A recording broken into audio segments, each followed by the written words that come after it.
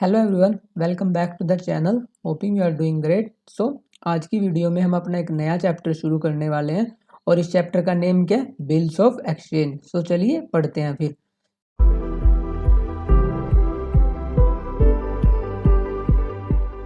मैंने जब आपको अकाउंटिंग की शुरुआत कराई थी उसमें मैंने आपको बताया था कि जो सेलर होता है, जो अपने कस्टमर को गुड्स बेचता है, उसके पास दो टाइप के ऑप्शन होते हैं। या तो वो उनको कैश में बेच सकता है, अगर उसको वो कैश में नहीं बेचने, वो क्रेडिट पे बेच सकते हैं, जिसे हम उधार पे बोलते हैं। तो जो वो गुड्स कैश में बेचेगा उसकी तो पेमेंट उसे एक साथ ही मिल जाती है, मतलब उसमें किसी टाइप का रिस्क नहीं होता। उसने अपने गुड्स बेचे या सर्विसेज प्रोवाइड करी और तुरंत के तुरंत ही उसको उसकी पेमेंट मिल चुकी है। बट जो गुड्स वो क्रेडिट पे बेचेगा उसकी पेमेंट उसे 2 महीने बाद, 3 महीने बाद ऐसे मिलती है। ये डिपेंड करता है कि कितने महीने का उसने उसको क्रेडिट दिया है।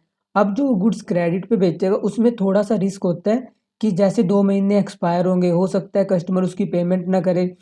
इसके लिए वो उससे एक रिटर्न कंसेंट चाहता है, ताकि अगर इन फ्यूचर जो उसका बायर है जिसने उससे उसके गुड्स खरीदे हैं वो फ्यूचर में उसकी पेमेंट करने से मना कर दे, ताकि वो उस कंसेंट को किसी कोर्ट में यूज़ कर सके, ताकि वो ये प्रूव कर सके कि उसने उससे गुड्स खरीदे थे और उससे वो अपना अमाउंट रिकवर कर सके।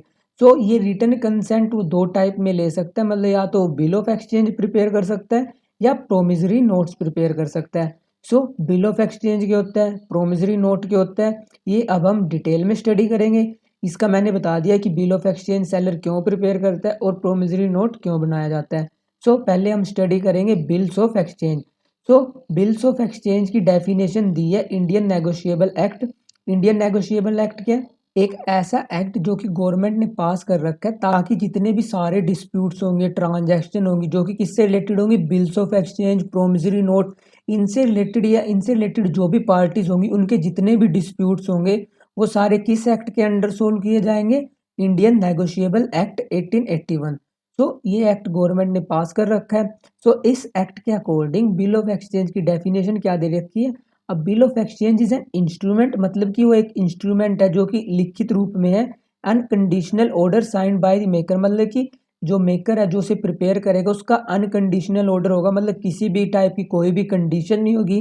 To pay a certain sum of money, ताकि जिसमें एक ऑर्डर होगा कि इस बंदे को इतनी मनी पे करनी है, उसे ऑर्डर किया जाएगा कि किसी दूसरे बंदे को पे करनी है उसके बिहाफ पे, और the bearer of the instrument. अभी जो मैंने आपको डेफिनेशन बताई ये आपको उतनी डिटेल में समझ नहीं आई होगी। अब मैं इस डेफिनेशन को डिफरेंट पॉइंट्स में समझाऊंगा, जिससे आपको ये डेफिनेशन समझ आ जाएगी और आपको पता लग जाएगा कि बिल ऑफ एक्सचेंज होता क्या है। जो ये डेफिनेशन है, अगर इसी डेफिनेशन को हम डिफरेंट पॉइंट्स में डिवाइड कर दें, वही इसके क्या बन जाएंगे, वही इसके फीचर्स बन जाएंगे। जैसे पहला फीचर क्या है? अब bill of exchange must be in writing, मतलब कि जो बिल ऑफ एक्सचेंज होगा वो किस में होगा, वो राइटिंग में होगा, मतलब कि वो ओरल भाषा में नहीं होगा। मतलब कि जैसे अगर आप बोल दोगे कि मैंने बोल दिया कि ये बिल ऑफ एक्सचेंज है, वो एक प्रॉपर डॉक्यूमेंट होगा, रिटन डॉक्यूमेंट होगा, जो कि पेपर पे प्रिंट हो रखा होगा। ठीक है, पहला फीचर ये था। दूसरा फीचर क्या है? It must contain an order, मतलब कि इसमें जो लिखा होगा वो एक ऑर्डर होगा कि आपको इस बंदे को पेमेंट करनी है, ना कि रिक्वेस्ट होगी कि भाई इसको पेमेंट कर देना, इस तारीख को पेमेंट कर देना। इसमें क्या होगा? इसमें एक ऑर्डर होगा कि तुझे इस तारीख को इस बंदे को पेमेंट करनी है। तीसरा फीचर क्या है? The order must be unconditional, जो ऑर्डर होगा वो अनकंडीशनल होगा, मतलब उस पर किसी भी टाइप की कोई कंडीशन लागू नहीं होगी कि जो पेमेंट है वो तब पे होगी जब सेलर ये कंडीशनें पूरी करेगा। मतलब इस टाइप की कोई भी कंडीशन नहीं होगी। जो ऑर्डर होगा वो क्या होगा? अनकंडीशनल, उस पर किसी भी टाइप की ना कोई कंडीशन होगी, ना कोई लिमिटेशंस होंगी। फोर्थ फीचर क्या है? The amount of bill of exchange must be definite, मतलब कि जो बिल ऑफ एक्सचेंज में अमाउंट लिखा होगा वो डेफिनाइट होगा या क्या होगा? सर्टेन होगा। डेफिनेट का मतलब होता है जैसे कि आपको 5 लाख पे करने हैं, आपको 10 लाख पे करने हैं, उसमें ऐसा कुछ नहीं लिखा होगा कि जो आपका अमाउंट होगा वो वेरी करेगा, मतलब कि वो 5 लाख भी हो सकता है, 10 लाख भी हो सकता है, 20 लाख भी हो सकता है। उसमें एक प्रॉपर अमाउंट लिख रखा होगा, जैसे कि अगर आपको 5 लाख पे करने हैं तो आपको 5 लाख ही पे करने हैं, वो ना तो 490 होंगे ना वो 510 होंगे। ठीक है। और फिफ्थ फीचर क्या है? The date of payment must be fixed one, मतलब कि जिस दिन पेमेंट होगी वो फिक्स होगी। मतलब कि जैसे 11 तारीख है तो आपको 11 तारीख को ही पेमेंट करनी है, अगर उसमें 12 लिख रखी है तो आपको 12 तारीख को ही पेमेंट करनी है। उसमें ऐसा नहीं होगा कि आपका जिस दिन चाहे आप उस दिन जाकर पेमेंट कर दो। ये थे 5 फीचर्स। इसके अलावा 6th फीचर क्या है, it must be signed by the maker. मतलब कि ये किसके थ्रू साइन होगा, जो इसे प्रिपेयर करेगा। प्रिपेयर कौन करता है इसे, उसको क्या बोलते हैं हम, ड्रॉअर या मेकर। जो बिल को प्रिपेयर करता है उसे बोलते हैं मेकर, और उसी को हम क्या बोलते हैं, drawer. It also signed by the acceptor. अब उस बिल को जो एक्सेप्ट करेगा उसे क्या बोलेंगे हम, एक्सेप्टर या ड्रॉई। ड्रॉअर कौन होता है, जो सेलर गुड्स क्रेडिट पे बेचता है, और ड्रॉई कौन होता है, जो बायर गुड्स क्रेडिट पे खरीदता है। 8th फीचर क्या है, the amount mentioned in the bills payable is either on demand or on the expiry of a fix period. मतलब कि जो अमाउंट पेबल होगा, जो कि बिल ऑफ एक्सचेंज में मेंशन होगा, उसमें या तो ये लिखा होगा कि ये जब बिल ऑफ एक्सचेंज प्रेजेंट होगा उस दिन पेमेंट होगी, या after a expiry of fixed period. मतलब कि 2 महीने बाद पेमेंट करनी है या 3 महीने बाद। ये उसमें प्रॉपर मेंशन होता है कि जिस दिन बिल प्रेजेंट होगा उसी दिन पेमेंट होगी, या जो उसमें डेट लिख रखी है उस डेट को प्रेजेंट होगा, मतलब कि उस डेट को पेमेंट होगी। And the next feature is the amount is payable either to the bearer of the bill और टू द स्पेसिफाइड पर्सन और टू हिज ऑर्डर। मतलब कि जो बिल की पेमेंट होगी वो या तो bearer की होगी, मतलब एट प्रेजेंट उस टाइम जिस पे वो बिल ऑफ एक्सचेंज होगा, या जिस बंदे का उसमें नेम लिख रखा होगा, या जिसको देने के लिए उसमें लिख रखा होगा कि ये पेमेंट इस बंदे को की जाएगी। मतलब उसमें ऑर्डर में लिखा होगा कि ये पेमेंट राम को करनी है, शाम को करनी है। ये उसमें प्रॉपर मेंशन होता है कि किस बंदे को पेमेंट करनी है। लास्ट फीचर क्या, it bears the stamp according to its amount और इट्स ड्राफ्टेड और its stamp paper of the court. मतलब कि जो बिल ऑफ एक्सचेंज प्रिपेयर होते हैं, ये क्या होते हैं, ये होते हैं एक रिटन डॉक्यूमेंट, और इस पे स्टैंप लगी होती है, जिसे जुडिशियल स्टैंप भी बोलते हैं, या कोर्ट की स्टैंप लगी होती है, और ये डिपेंड करता है इसकी वैल्यू के अकॉर्डिंग। बस आपको ये पता होना चाहिए, जो बिल ऑफ एक्सचेंज होता है वो एक रिटन डॉक्यूमेंट होता है, और उसके ये सारे फीचर्स होते हैं। सो अब मैं आपको बिल ऑफ एक्सचेंज का एक फॉर्मेट दिखा देता हूँ कि एक्चुअली में जो बिल ऑफ एक्सचेंज होता है वो किस टाइप से होता है। जैसे कि जो बिल ऑफ एक्सचेंज है वो इस टाइप का फॉर्मेट होता है। जैसे कि यहाँ पे अमाउंट लिखा होगा, यहाँ पे स्टैंप लगी होती है, और स्टैंप किस पे डिपेंड होती है, जिस वैल्यू की बिल ऑफ एक्सचेंज में पेमेंट करनी है। यहाँ पे एड्रेस लिखा होता है, डेट लिखी होती है, और इसमें क्या लिखा होता है, जैसे 2 मंथ्स आफ्टर डेट, मतलब कि प्रॉपर मेंशन है ना कि 2 महीने बाद पेमेंट होगी, और किसको होगी, जिसका इसमें नाम लिखा होगा। जैसे कि इसमें जो गुड्स बेचते हैं वो किसने बेची है, वो बेचे है करुणा सागर ने, किसको, प्रोम किशोर को। तो जो करुणा सागर है वो कौन है, वो है ड्रॉअर, और ड्रॉई कौन है, ड्रॉई है प्रेम किशोर, जिसने वो बिल एक्सेप्ट किया है। मतलब कि सेलर कौन है, करुणा सागर, और बायर कौन है, बायर है आपका प्रेम किशोर। सो जो बिल ऑफ एक्सचेंज है वो इस टाइप से प्रिपेयर होता है। और जो मैंने आपको क्या बताया कि जो बिल ऑफ एक्सचेंज है उसमें जो सेलर होता है वो या तो पेमेंट खुद रिसीव कर सकता है, या वो किसी दूसरे बंदे को ऑर्डर दे सकता है कि जो बायर है वो इस दूसरे बंदे को पेमेंट करेगा, या किसी और का नेम मेंशन कर सकता है वो। तो जो ये मैंने आपको फॉर्मेट दिखाया, इसमें करुणा सागर ने गुड्स किसको बेचे हैं, प्रेम किशोर को, और रिसीव भी कौन कर रहा है पेमेंट, करुणा सागर। तो इसमें ड्रॉयर भी कौन है, करुणा सागर, और पेई भी कौन है, पेई वो बंदा होता है जो पेमेंट रिसीव करेगा। तो इसमें पेई भी करुणा सागर ही है। अब मैं आपको एक दूसरा फॉर्मेट दिखा देता हूँ, जिसमें सेलर तो कोई और है बट जो पेई है वो दूसरा बंदा है। जैसे इसमें गुड्स बेचे किसने, इसमें बेचे रोहिबात बैनर्जी ने, किसको बेचे हैं, सीरी एन को। तो इसमें सेलर कौन है, ये बंदा, बायर कौन है, ये बंदा, और जो पेमेंट रिसीव होगी वो किसे होगी, वो होगी श्री राजीव सरकार को। मतलब कि इसमें सेलर ने इस टाइप से लिखा है कि जो पेमेंट होगी वो किसी दूसरे बंदे को होगी।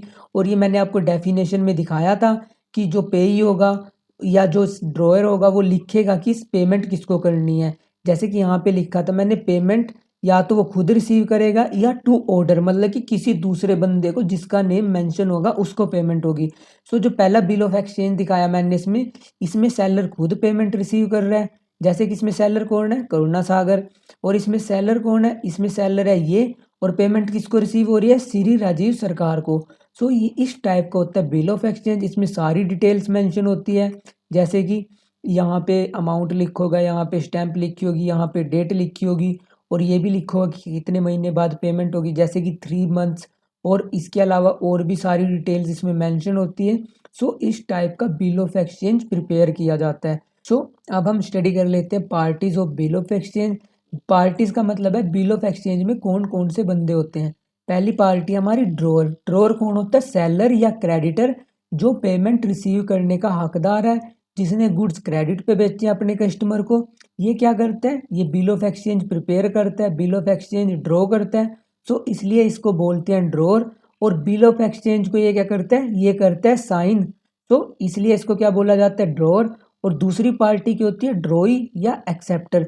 जो बंदा, जो इसने क्रेडिटर ने या सेलर ने बिल ऑफ एक्सचेंज प्रिपेयर की है और जो दूसरी पार्टी उसे एक्सेप्ट करेगी, या जिसने क्रेडिट पे गुड्स परचेज किए हैं, या जो हमारा डेटर होगा वो क्या होगा अपना? वो होगा अपना ड्रॉअर या एक्सेप्टर। ये जब बिल ऑफ एक्सचेंज एक्सेप्ट करेगा उस पर क्या वर्ड लिखेगा? एक्सेप्टेड। और जो बिल ऑफ एक्सचेंज जब तक वो उसे एक्सेप्ट नहीं करते उसे क्या बोलते हैं? उसे बोलते हैं हम ड्राफ्ट। और जब जो ड्रॉई है या जिसे हम एक्सेप्टर बोलते हैं, जब वो उसको एक्सेप्ट कर लेता है तब वो क्या बन जाता है? तब वो बन जाता है बिल ऑफ एक्सचेंज। तो ड्रॉअर कौन होता है? जो बिल ऑफ एक्सचेंज प्रिपेयर करेगा। ड्रॉई कौन होता है? जो बिल ऑफ एक्सचेंज एक्सेप्ट करेगा। ड्रॉअर कौन होता है? सेलर। ड्रॉई कौन होता है? बायर। अब तीसरी पार्टी कौन है? पेई। पेई कौन होता है? वो बंदा जो पेमेंट रिसीव करेगा। मतलब कि जो ड्रॉअर है जिसने गुड्स क्रेडिट पे बेचे हैं वो भी आपका पेई हो सकता है, जब अगर वो बिल ऑफ एक्सचेंज में ये लिखे कि पेमेंट उसी को करनी है। या वो बिल ऑफ एक्सचेंज में ये भी लिख सकते हैं कि जो पेई होगा वो कोई दूसरा बंदा होगा और उस बंदे का नेम उसमें मेंशन्ड होगा। और पेई हमारा बैंक भी हो सकता है। बैंक कैसे हो सकता है? जो बिल ऑफ एक्सचेंज होते हैं उसमें एक फैसिलिटी अवेलेबल होती है। जैसे कि हमने बिल ऑफ एक्सचेंज प्रिपेयर किया 3 महीने तक। अब जो ड्रॉअर है वो 3 महीने तक तो वेट नहीं करेगा, अगर उसे जल्दी कैश की रिक्वायरमेंट होगी सो बैंक में जाएगा, बैंक को बिल ऑफ एक्सचेंज दे देगा और बैंक से उसके बदले में कैश रिकवर कर लेगा। और जिस दिन पेमेंट का टाइम आएगा बैंक उस कस्टमर से उतनी पेमेंट कलेक्ट कर लेगा। सो इस केस में पेई कौन बन जाएगा? हमारा बैंक। क्योंकि जो कस्टमर है वो पेमेंट किसको करेगा? बैंक को, ना कि ड्रॉअर को। और अगर सेलर है जो, या जिसको हम ड्रॉअर बोलते हैं, अगर वो बिल एंडोर्स कर देता है किसी तीसरी पार्टी को। एंडोर्स करने का मतलब ट्रांसफ़र कर दिया उसने किसी थर्ड पार्टी को उसकी सेटलमेंट के लिए। तो जो पार्टी होगी, जो थर्ड पार्टी होगी, उसको पेमेंट मिलेगी किससे? कस्टमर से। सो इस केस में पेई कौन होगा? इस केस में पेई होगा हमारी थर्ड पार्टी। सो पेई कौन कौन हो सकता है? ड्रॉअर खुद भी हो सकता है, अगर वो बिल तब तक रखे जब तक वो मैच्योर ना हो जाए। जैसे कि 2 महीने के लिए बिल ड्रॉ किया, जब तक 2 महीने ख़त्म ना हो जाए, अगर तब तक वो अपने पास बिल रखेगा तब वो खुद पे ही बन जाएगा। और ड्रॉअर कौन हो सकता है? इसके अलावा बैंक भी हो सकता है, अगर वो बैंक से डिस्काउंट करा ले। कोई तीसरी पार्टी भी हो सकती है, अगर वो किसी तीसरी पार्टी को बिल ऑफ एक्सचेंज ट्रांसफ़र कर दे। सो ये थी 3 पार्टीज किसकी? बिल ऑफ एक्सचेंज की। तो अब अपनी नेक्स्ट टर्म है प्रोमिसरी नोट। तो प्रोमिसरी नोट और बिल ऑफ एक्सचेंज में बहुत ही माइन्यूट सा डिफरेंस है। प्रोमिसरी नोट भी कब यूज़ किया जाता है? प्रोमिसरी नोट भी तब यूज़ किया जाता है जब सेलर गुड्स क्रेडिट पे बेचता है। तो sometimes the purchaser of the goods or debtor himself writes a note, sign it and give it to the seller of the good, it is called a promissory note. अब जो bill of exchange था उसमें क्या होता था?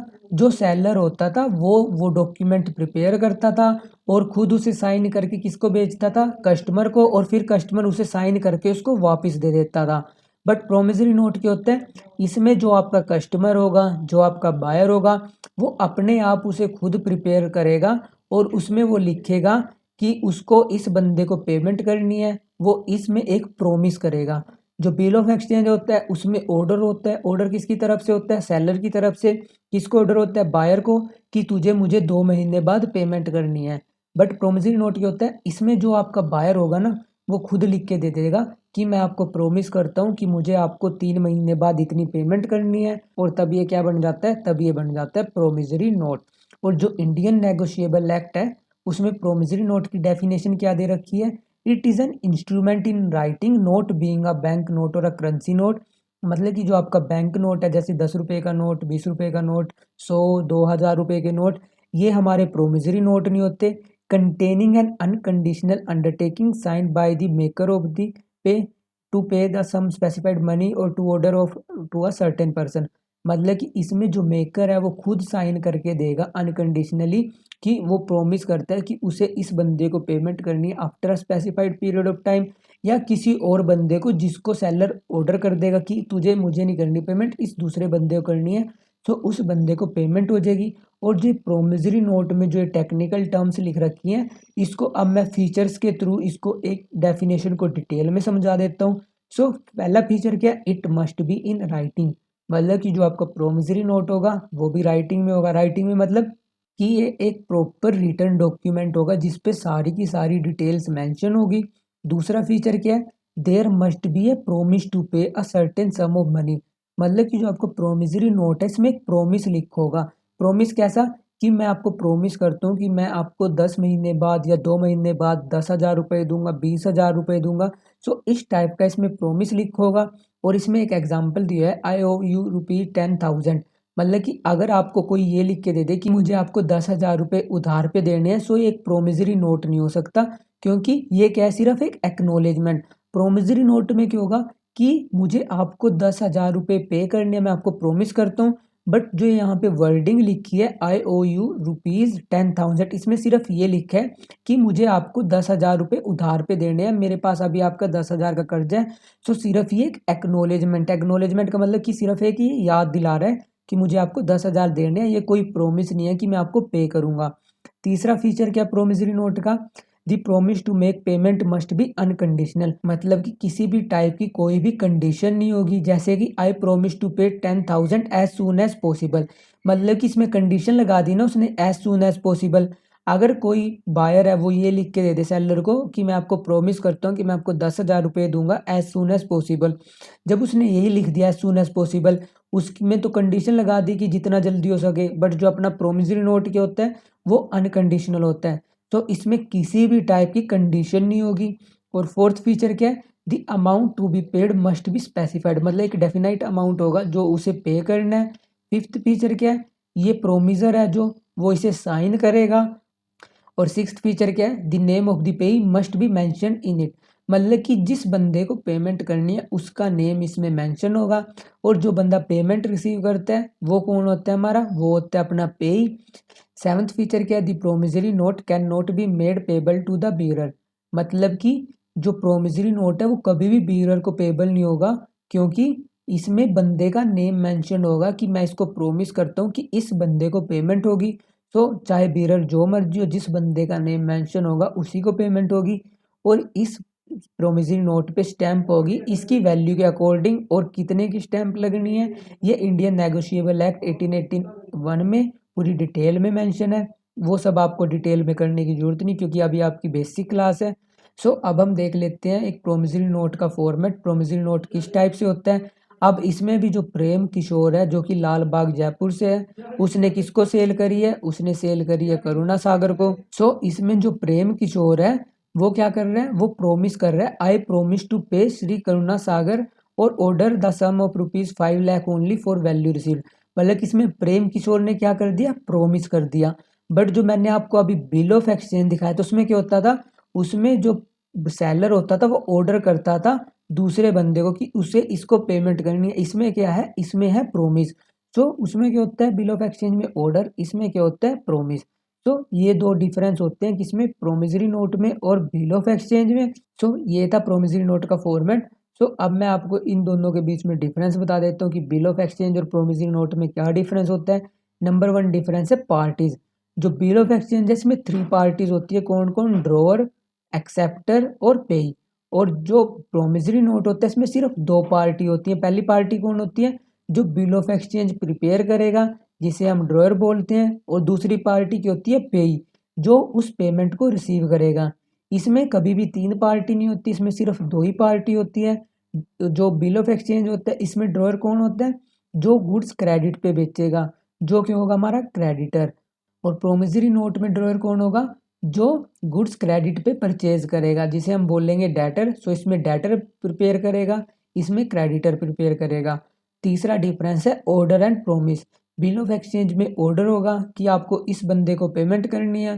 Promissory note में क्या होगा, प्रोमिस होगा कि मुझे आपको पेमेंट करनी है। एक्सेप्टेंस, जो बिल ऑफ एक्सचेंज होता है इसमें एक्सेप्टेंस चाहिए होती है किसकी, ड्रॉई की, मतलब कि जिसको हमने गुड्स बेचे हैं जब तक वो साइन नहीं करके देगा तब तक हमारा बिल ऑफ एक्सचेंज वैलिड नहीं होगा।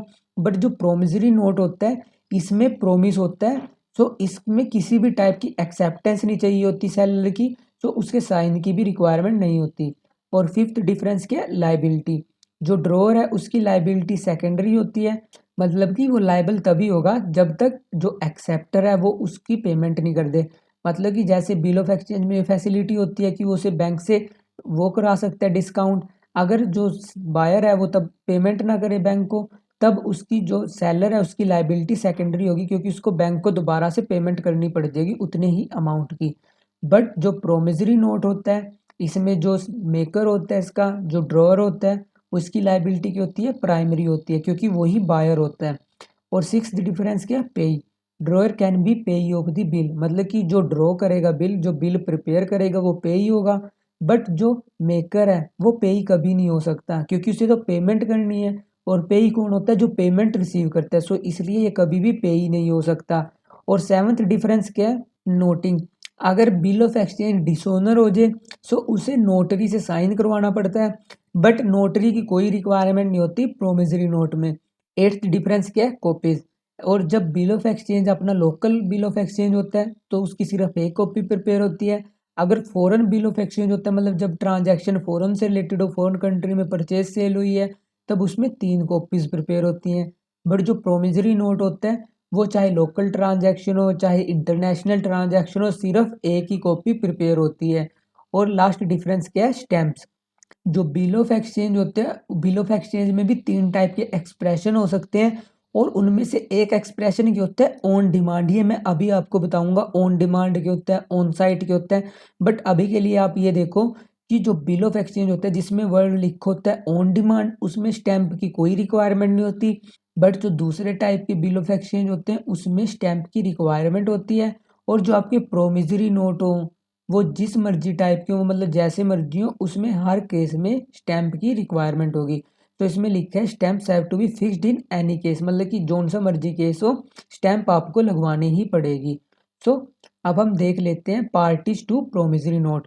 मतलब कि जो प्रोमिसरी नोट है उसमें कौन कौन सी पार्टीज होती हैं। पहली पार्टी की होती है मेकर। मेकर कौन होता है, जो बंदा प्रोमिसरी नोट को साइन करता है, जो उसे प्रिपेयर करता है, वो कौन होता है, मेकर। मेकर जैसे इसमें जो मैंने अभी आपको केस कराया तो उसमें मेकर कौन था, प्रेम किशोर। और मेकर कौन होगा इसमें, जो गुड्स क्रेडिट पे परचेज करेगा। और पेई कौन होता है, जो बंदा पेमेंट रिसीव करेगा। ये कौन होगा, ये होगा आपका सेलर। सो इसमें 2 पार्टीज होती हैं। और बिल ऑफ एक्सचेंज में कितनी पार्टीज होती हैं, बिल ऑफ एक्सचेंज में 3 पार्टीज होती हैं। सो अब मैं आपको एक और नया कंसेप्ट बता देता हूँ, dates of maturity and days of grace. की जो बिल ऑफ एक्सचेंज है या जो प्रोमिसरी नोट है, वो किस दिन को मेच्योर होगा, और जिस डेट को वो मैच्योर होगा उसे हम क्या बोलते हैं, उसे बोलते हैं हम डेट ऑफ मैच्योरिटी या ड्यू डेट। इसका मतलब क्या है, जिस दिन मैच्योर होगा उस दिन वो जो सेलर होगा वो पेमेंट रिसीव करने का हकदार होगा, और जो बायर है जिसने प्रोमिस कर रखा है वो पेमेंट उस सेलर को करेगा। सो डेट ऑफ मैच्योरिटी क्या होता है, the date on which payment of bill becomes due, it is also called as due date or date of maturity. In other words, date on which the duration of bill comes to an end is called due date. मतलब कि वो दिन जिस दिन bill of exchange की या promissory note की duration खत्म हो जाएगी। जैसे 2 महीने के लिए प्रोमिसरी नोट बनाया है, 2 महीने के लिए बिल ऑफ एक्सचेंज बनाया है, जिस दिन वो डेट खत्म हो जाएगी और जो उस दिन डेट होगी उसे क्या बोलेंगे हम, डेज ऑफ मैच्योरिटी।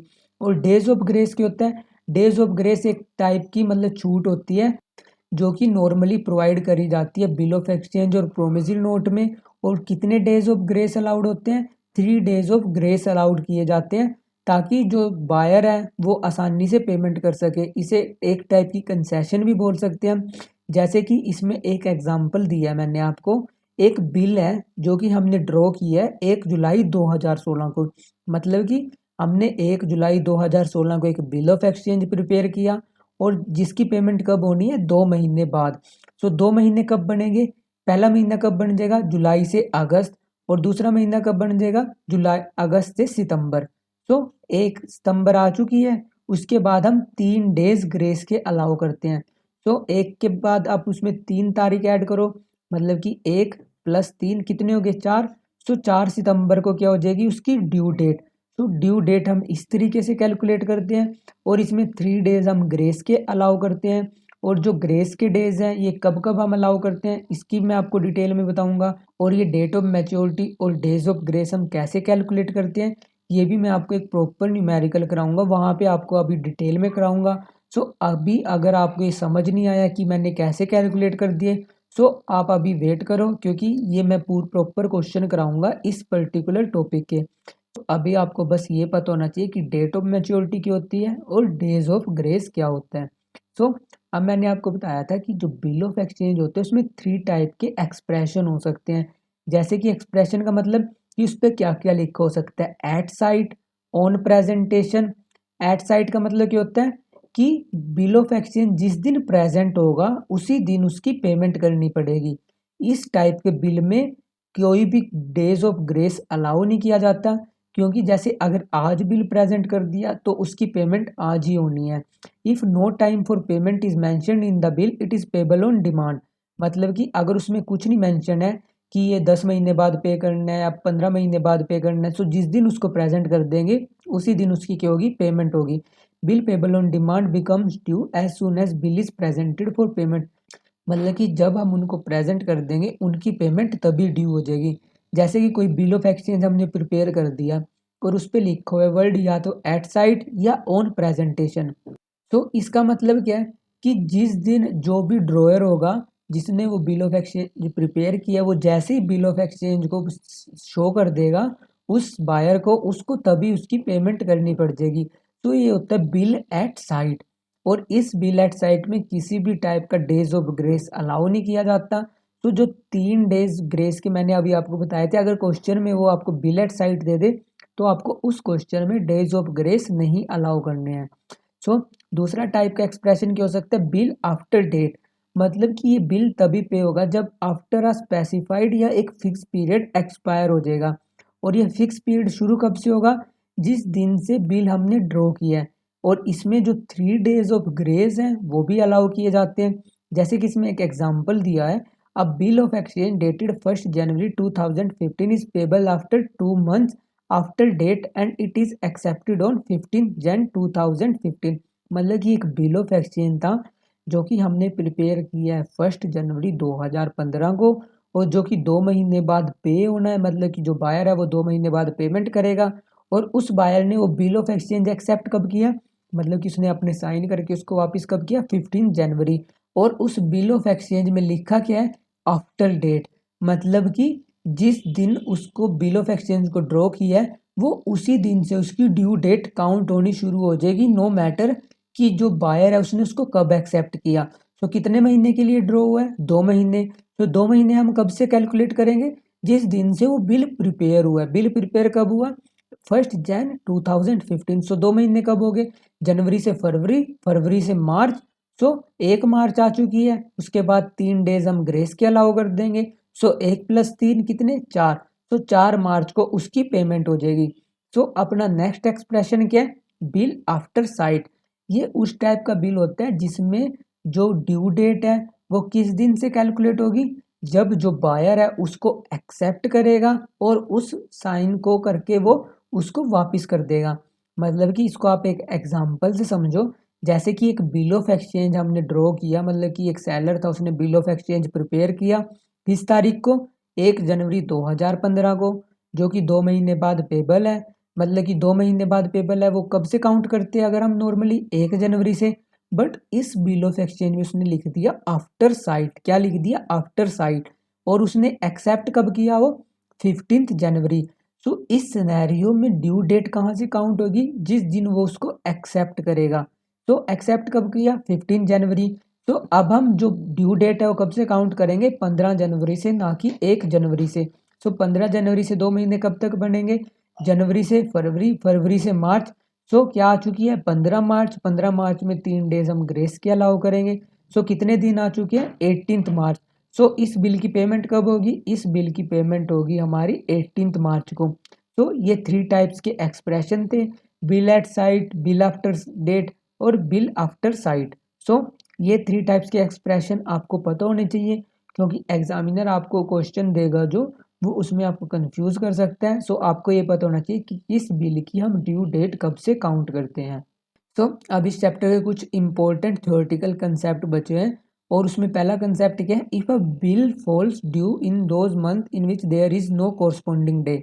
अब जैसे मैंने आपको बताया कि हमने एक बिल ऑफ एक्सचेंज ड्रॉ किया, कब ड्रॉ किया, जैसे कि 1 जनवरी को, और 2 महीने के लिए ड्रॉ किया। जैसे कि अगर फरवरी आ गई, अब फरवरी में तो 29, 30, 31 तारीख होती नहीं, तो ये बिल ऑफ एक्सचेंज ड्यू कब होगा, ये ड्यू होगा उस महीने की लास्ट डेट को। जैसे कि इसमें एक एग्जांपल दिया है, एक बिल ऑफ एक्सचेंज है जो कि हमने ड्रॉ किया है 30 जन 2017 को, और कितने महीने के लिए ड्रॉ किया, 1 महीने के लिए। अब आपको पता है जनवरी में तो 30 तारीख होती है, बट फरवरी में तो सिर्फ 28 तक ये होते हैं, और लीप ईयर में आ जाते हैं 29 डेज। सो अब फरवरी में तो 29 डेज आते ही नहीं, तो अब आप कन्फ्यूज हो सकते हो, सो 29 दिन तो आए नहीं, तो हम इस बिल को ड्यू कब मानेंगे, इस बिल को हम ड्यू मानेंगे 1 महीना कब खत्म होगा, यहाँ पे हम 1 महीना मानेंगे कि 28 फेब को ही खत्म हो जाएगा। सो हम 28 फेब में 3 डेज ऑफ ग्रेस अलाउ कर देंगे। सो अपना बिल ऑफ जो एक्सचेंज है वो ड्यू कब हो जाएगा, वो ड्यू हो जाएगा 3 मार्च को। सो ये आपको ध्यान में रखना है कि अगर कोई बिल ऑफ एक्सचेंज है या प्रोमिसरी नोट है वो ड्यू हो रहा है उस महीने में, जिस महीने में 29, 30, 31 तारीख नहीं है, और हमें दे रखा है कि जो बिल है वो प्रिपेयर किया हमने जैसे 1 महीने के लिए, 2 महीने के लिए, 3 महीने के लिए, उसमें हम जो बिल ऑफ एक्सचेंज की मैच्योरिटी डेट है वो कैसे कैलकुलेट करते हैं, और अभी भी जो ये सारे पर्टिकुलर क्वेश्चन हैं कि कैसे मैच्योरिटी डेट कैलकुलेट होगी, ये अभी मैं आपको डिटेल में कराऊंगा नेक्स्ट वीडियो में। सो अभी के लिए अगर आपको ये समझ नहीं आ रहा हो, आपको इसमें कोई कन्फ्यूजन हो रही हो, सो आपकी ये सारी कन्फ्यूजन तब दूर हो जाएगी जब मैं आपको न्यूमेरिकल्स कराऊंगा। इसके अलावा सेकंड इंपॉर्टेंट कंसेप्ट क्या है, इमरजेंसी हॉलीडे। अब कोई अगर गवर्नमेंट इमरजेंसी हॉलीडे डिक्लेयर कर दे, जैसे कि अपना इसमें बिल ऑफ एक्सचेंज है वो मैच्योर कब हुआ, 3 मार्च को, और 3 मार्च को गवर्नमेंट कोई इमरजेंसी हॉलीडे डिक्लेयर कर देती है, तो जो बिल ऑफ एक्सचेंज है वो ड्यू कब होगा, वो ड्यू होगा 4 मार्च को। तो इमरजेंसी हॉलीडे क्वेश्चन में मेंशन होगा कि गवर्नमेंट ने इस पर्टिकुलर डे को इमरजेंसी हॉलीडे डिक्लेयर कर दी। और इमरजेंसी हॉलीडे डिक्लेयर क्यों करती है गवर्नमेंट, अगर मतलब कंट्री में किसी टाइप का डिस्प्यूट हो गया, कोई राइट्स वगैरह होगी, तो इसके लिए गवर्नमेंट इमरजेंसी हॉलीडे डिक्लेयर कर देती है। इसके अलावा अगर पब्लिक हॉलीडे है, गैजेटेड हॉलीडे है या संडे है, पब्लिक हॉलीडे और गैजेटेड हॉलीडे का मतलब जैसे कि 2 अक्टूबर, 15 अगस्त, और इसके अलावा 26 जनवरी, अगर इनमें से कोई हॉलीडे है, सो जो आपका बिल ऑफ एक्सचेंज है वो एक दिन पहले ड्यू हो जाएगा। मतलब कि जैसे 3 मार्च को ड्यू होना था, कब ड्यू हो जाएगा, 2 मार्च को। और इमरजेंसी हॉलीडे में कब ड्यू होगा, एक दिन बाद को। सो ये सारे कंसेप्ट आपको अपने न्यूमेरिकल्स के लिए ध्यान में रखने हैं, बट जो मैं आपको न्यूमेरिकल कराऊंगा उस टाइम मैं आपको ये एक बार और रिवाइज कराऊंगा। सो जो बिल ऑफ एक्सचेंज के थ्योरेटिकल कंसेप्ट थे वो मैंने आपको करा दिए। अब जो इस चैप्टर के बचे थ्योरेटिकल कंसेप्ट हैं वो जैसे जैसे मैं आपको चैप्टर कराऊंगा वैसे वैसे मैं आपको क्लियर कराता रहूँगा। So that's all for today, keep learning and smiling. If you have any doubt you can ask me in the comment section, and don't forget to share and subscribe to this channel. Thank you. Bye bye.